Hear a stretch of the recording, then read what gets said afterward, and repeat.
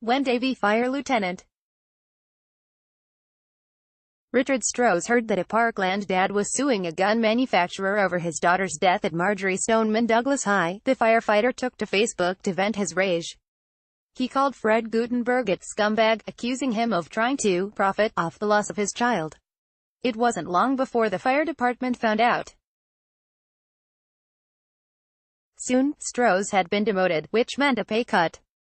The town cited concerns the Facebook post might become a significant source of embarrassment and public turmoil in this department and for the town. Now the 14-year veteran is suing the Broward County municipality, claiming his First Amendment rights have been violated.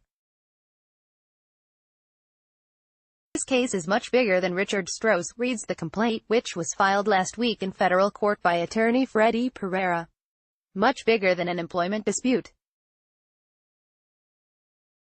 And, much more important than its financial implications. This case is about the government's use of its dangerous mute button. A spokeswoman for the town said she couldn't immediately comment on the lawsuit.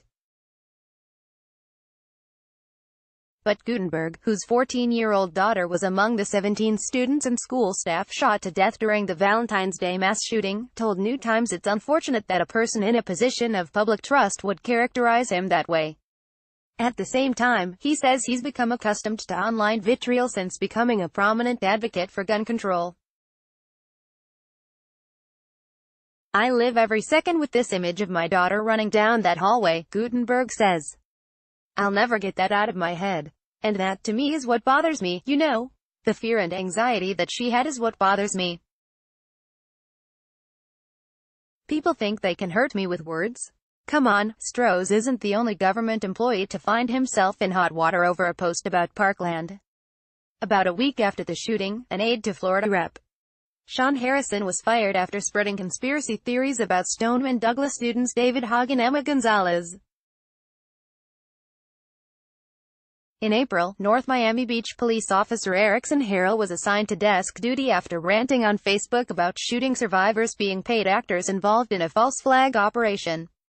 And in May, Coral Springs officer Brian Valendi was suspended after posting that he hoped someone might run over Hogg. Strohs wrote the Facebook post that led to his demotion sometime in May, about a month after he was promoted to lieutenant, according to his complaint. He ultimately removed the post after speaking with a Parkland teacher. He says a coworker with a personal vendetta against him brought it to the town's attention. After that, Fire Chief Julie Downey wrote in a letter of demotion that Strohs' actions were so contrary to what I expect from any fire official in this department that the only position you may remain employed in at this time is that of a firefighter. The demotion knocked Strohs' salary from $96,130.69 annually to $83,040.92. The complaint, Strohs argues that because no one picketed, marched, or waved signs outside the fire department, the post didn't cause any turmoil. He says he was writing as a citizen on his own time about a matter of public interest. He argues that a sense of embarrassment is not a legitimate reason for muzzling an employee's speech, and says he's decided to sue because his First Amendment rights are too important to him to stay quiet.